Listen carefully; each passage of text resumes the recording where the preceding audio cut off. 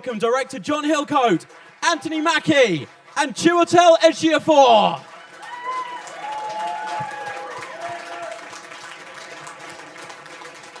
Gentlemen, welcome. How are you all? Are we good? We well? Yeah, good. I'm slightly worried. Anthony, by the way, just backstage, we might as well get this out of the way now. Has just been doing the whole thing in British. Slightly scary. Do you want to get any out of the way now? Are we good? Not true. That is wildly not true. I'm not sure what Chiwetel's been teaching you, but we got to apples and pears and it got very awkward. Such a pleasure to see you all. First of all, I don't mind saying this when it genuinely is true. This is my film of the year so far. I think it's just phenomenal. Absolutely a phenomenal piece of work. I saw it last night. It took me back to some of the films that I actually grew up and got me into movies. It kind of had that reminiscent of Heat, for example. It had that underlining depth to it for stuff like that, maybe the French Connection as well. What was your inspiration when you first read the script, John? French Connection and Heat. Oh, are you serious? That's amazing! Wow, you owe me a tenner. Are you serious? I am serious. Wow. I mean, I actually, the script had the mechanics of the script just had a great setup in it that I hadn't seen before. Yeah. So, but I love those films, and I love the reality in those films. So we all try to, because a lot of the action thriller crime films have an unreality these days. So we all were quite committed about, getting the realism. It felt like we hadn't seen that kind of realism in a crime drama, maybe since The Departed, which of course was another fantastic piece of work. Chiwetel, what was it for you when you read the script? What brought you from, again, an Academy Award-winning movie to choose this as a next project? Well, actually, I'd spoken to John about it like a long time ago, like maybe, I think it's like 6 years ago, 7 years ago. Is it longer than that? Actually, yeah. Remember in Los Angeles we talked about it? Like, of course, you of course I remember. Yeah, I'm easy to forget. Oh, it's blended in. If you two want to be alone, me and Anthony could pop out. I'm terrible with time, but I think it was, it would have been about, 2010? Yeah. So, really? Like, 6 okay. years, Okay. Yeah. So in that sort of time frame, we met and talked about it, and then it kind of went away, and you did another movie, and like there was a lot of it just sort of was doing its thing. Yep. We had to wait for Anthony to become available. Yeah, it was Marvel. And when the franchises slowly, when it dried up for Anthony. Are you saying that Marvel may have paid more? Is that what you're saying? Exactly. Anthony, anything you want to say? Yeah. You'll put the wings on for money, right? Oh, no doubt. You have $20. I'll pull my wings out right now. Basically, 3 streets that way. There's a lot of people do the same, buddy. You're not going there.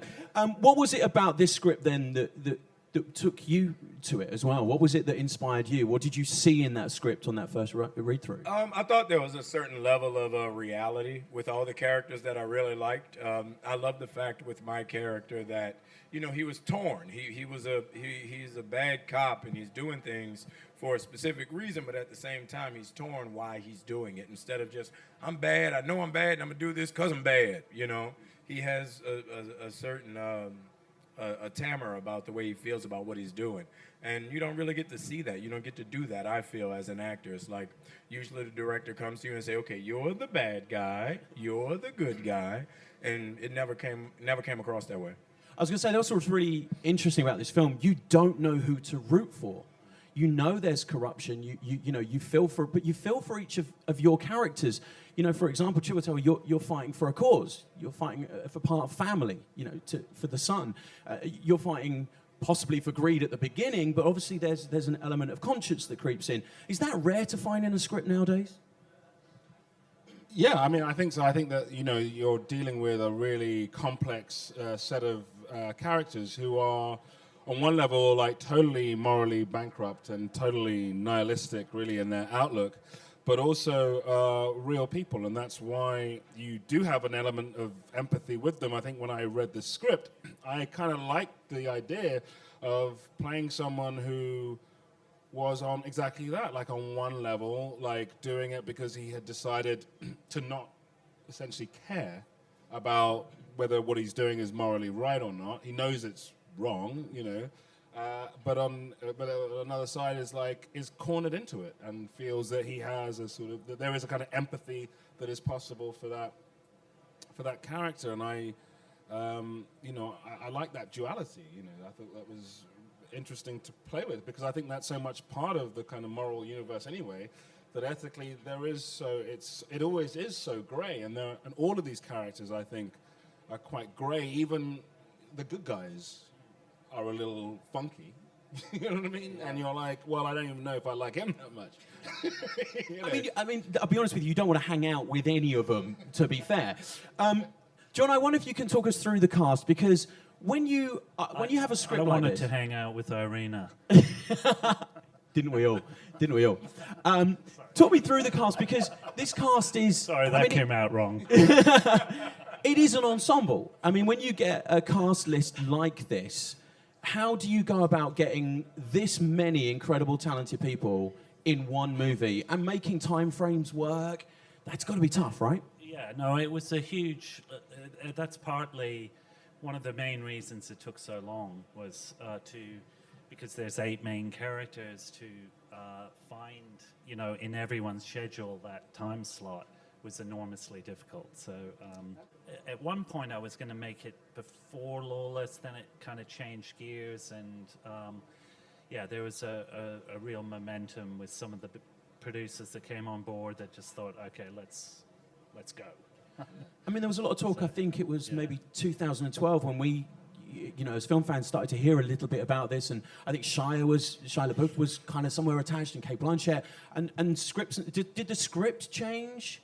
Did people's availability change? Well, I mean, the engine, the mechanics of the script were always there, and Matt came up with, this incredible thing that actually is from a policeman, a friend of his, that told him that, about this code, the 999 that they have, which is, for those people that don't know, it means an officer down, and, in America, all the policemen, rush to the scene of the crime. So it triggered in him this idea of, well, that's great diversion, if you're under pressure to pull off something like an impossible heist.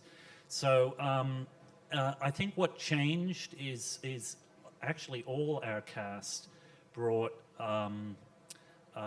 extra personality and enriched the characters, and I needed that kind of real, when you have 8 main characters, you want to, and exactly what you're talking about, no one's exactly what they seem, and we wanted to make everyone 3-dimensional, to enrich them. So I think the cast brought a lot, I think the research brought a lot, but for me, with a script, it's always in flux, even in post-production, there's, the music changes things, the editing, it's an ongoing process. Let's talk about research, because sorry, and I would add that it was originally set in LA, and that changed as well, because resetting it in Atlanta, which was a happy accident, it started as a tax rebate out of necessity, and then it actually enriched the film further, I think, because it got away from the West Coast, East Coast thing that we've seen a million times, and Atlanta had a rich kind of freshness to it, I think. And rain as well, presumably. Probably some nice rain in Atlanta. You're going to get that in LA. Let's talk about research, because it is wet. There's a moment in the movie, and I don't want to give too much away. I think we've been really careful about spoilers here. But there's a moment where the police are looking at the CCTV or the video footage of the gang, if you like, for lack of a better word. And they mention that they look very tactical. They look like the professionals. Do you get that training? Do you go into that? Do you know how to handle the guns? Do you work with the police? Do you work with the SWAT? Do you work with the tactical people to make sure that's genuine? Yeah, that's a very important part of the process. For me, I haven't really. I've done some stuff with guns before this film, but not much. So I was kind of interested initially to go down to the gun range and hang out with the guys and start that process, and then I kind of I sort of got into it, and I got into the guns, and then I mean, it sounds, but I kind of got into the whole like kind of concept of it, and then we were working with these we were shooting AR-15s and doing tactical training, and just the sort of momentum of that, and the kind of at times the kind of fog of war of that, because at points there were groups of us going, not actors, but me and people from this world who are sort of Navy SEALs who have done extraordinary, like mind-blowing, like sort of activities around the world, firing all these weapons. There's like shells, they're all live ammunition. There's like red casings flying everywhere. I'm going through these myths, like trying to do this thing and feeling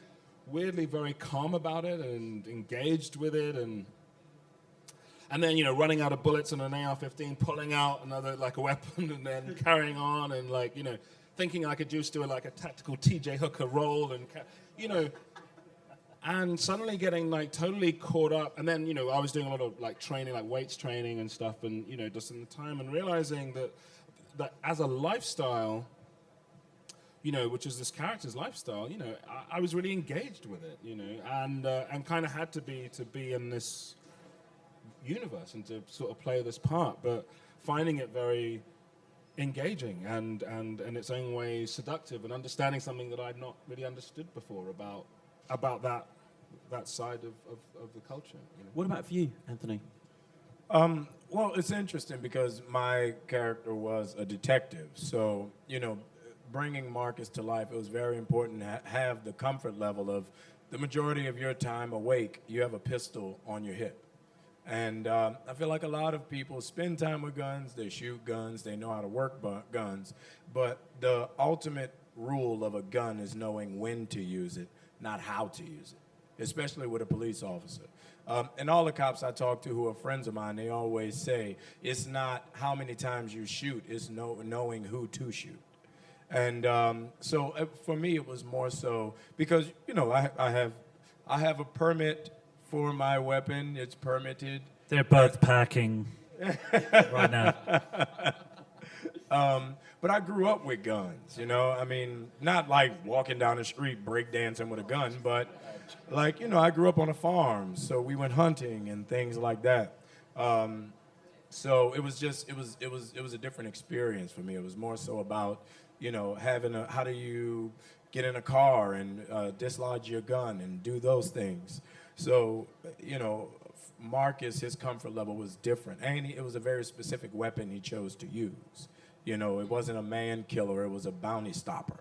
And I didn't have hollow tip bullets. I wanted shaver bullets. So when they hit you, you knew you were hit. It didn't tear you to pieces, but it'll stop you. And things like that. This has got very specific, right?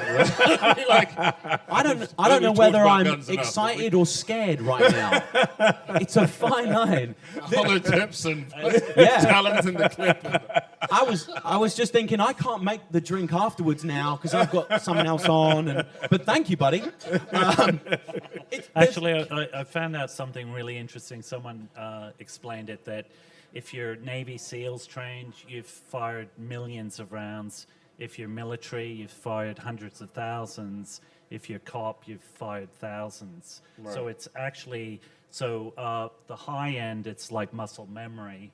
And there is, and what you were saying about the use of the weapon is totally different from someone like a Navy SEALs training. Right. How do you go about, because I believe, I think I have this correct, that you use some real police, you real SWAT in the movie as well. Are they walking around going, Anthony, hold it down, buddy, get it right. Whoa, it looks good, but it's wrong. Are they advising you? Are they telling you how to do it? It was interesting when we did the scene with the heads on the car. We actually I'm hoping you're all old enough to see that. Yeah, we had real gang members out there. And then there were certain days where we had rival gangs on set. Remember that? Yeah. And we had tactical cops, like real gang enforcement cops out there. And they're like, keep those dudes over there or else some shit gonna break out. And me being dumb, I'm like, hey guys, hey. Oh man, you're in the gang? I was in a gang. We played marbles. they're like, nah, we kill people. Oh, nice to meet you. But the gang cops, the SWAT guys, were extremely helpful, especially when we did the moves like securing the apartments and chasing the guys down. That whole sequence, they were very involved and very, very helpful in telling us where to go, how to do it, what to say. You know, because it's not like you just bust in a room and you're like, clear the room, and everybody disperse. It's like, no, there's one dude, and he gives everybody orders as you move, step by step. And, you know, if you don't do that every day, if you don't have that training, you can't just make that up. I was just wondering how you actually go to the Atlanta police and go, hey, we're making a movie about police corruption. You want to be in it? No. Should we get some questions from the audience? Let's see if you guys have a question for any of the guys. Does any, if you do, put your hands up and we'll see if we can find you. Is there anyone? No. My man right here. My man right here. Right here. Right here. Hello. So let's get a microphone to the front there. I don't know. First of all, the movie sound looks amazing, right? I just wondered whether the moral ambivalence that you have in the movie has any relation to Breaking Bad. I just love that as well, where you take someone who was good and then you send them back. I don't know if that's part of your plot, maybe. Also, I've drawn you guys. Oh, I wish Aaron was here now. Where's Aaron? He was coming. I'm Aaron sorry. Paul. You were here for him, weren't you? No, but seriously, the thing that television has done has it's kind of taken that mature audience and they actually celebrate flawed, complex characters. Where and I think it's sad that the movie business has kind of lost its nerve a bit on that, you know. But you know. Can I ask you a question about that to a degree? Because you seem to have a lot of freedom in this movie. This movie does push the boundaries of what we've seen in films for a long time. We know a lot of movies that get cut to get a wider audience. This movie doesn't hold back. And I think that's part of its gritty realism and the beautiful side of it. Was there ever a point that you were kind of building gags into the movie and thinking, this won't make, you know, we can't actually do this? And I don't want to give too much away, but, you know, if you've seen the Red Band trailer, we see the heads on the bonnet, for example. Was there ever a point you were like, this is too much, this won't work? Like, we won't be allowed to go this far? Well, that's the story of my life. It's in Lawless. Actually, one of the producers, Keith Redman, over there, yeah, he was just constantly trying to cut out all the good stuff. Why are you, Keith? I would never have asked the question if I knew he was here. No, there was, I think everyone, there's always a balance and there's always different battles that go on about these sort of things. But I think, you know, everyone that signed on knew what sort of film we were trying to make. And for you guys, was there ever a point that you were like, was there ever anything, I mean, presumably it was all in the script, but you kind of going, wow, we're pushing the boundaries of film here, because it really does go further than I think a film has done for a while. No, I think if you've had any interaction with the cops, I mean, except the cops here. The cops here are just like, they're not cops, right? Well, I mean, they don't know about hollow points and all that stuff, maybe. Like, it's the cop. But if We you're were naughty walking coming out over of here. a pub, we'll tell you off. Right. It's like, hey, you there? You stop it.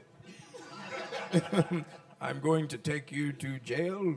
Right? Tell your mother. I'll tell your mother. Spankings. No, maybe you've gone too far a little bit there. A little bit? I don't know. It was just, I've seen 4 cops since I've been here, and literally 2 of them were playing Candy Crush outside of a coffee shop, and the other one was over here eating, like right outside here, eating a wrap. And we walked by, and he went, "Oh dear, hello." I was like, "What's up?" He went, "Hey." Back to his wrap. I'm like, these are the most unthreatening cops in the world. Chiwetel, you live here. I mean, if you think, I mean, I feel like the Australian. Maybe outside this building, you're okay. Well, I can take you down someplace. We're in an Apple store. It's the nicest place on the planet, dude.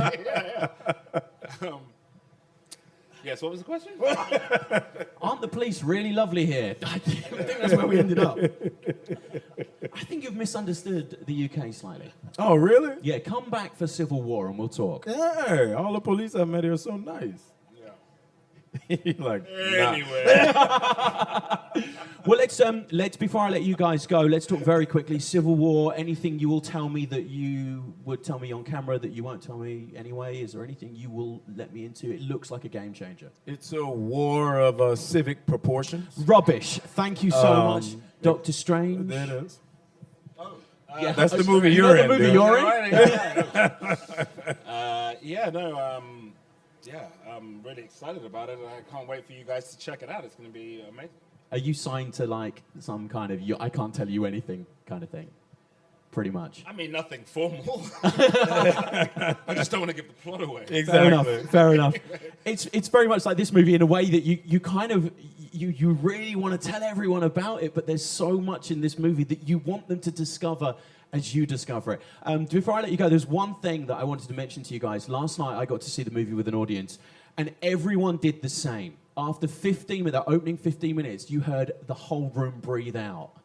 And I think that's tension is the ultimate word. Was that something you were always going for? Was it always planned to make the most tense movie you could? Absolutely, yeah. No, I was just trying to make sure they didn't fall asleep at that point. 15 minutes in. Yeah, that's the magic number. For yeah, exactly. That's always me. I'm done. Yeah. No, but You got me 16 minutes into a movie. I'm going to find out the end. I'm there for the next hour and 45 minutes. Exactly. No, but that kind of adrenaline and energy, and I've actually been itching to do something that was very contemporary and urban and has a lot of energy. That's where we come in. Yeah.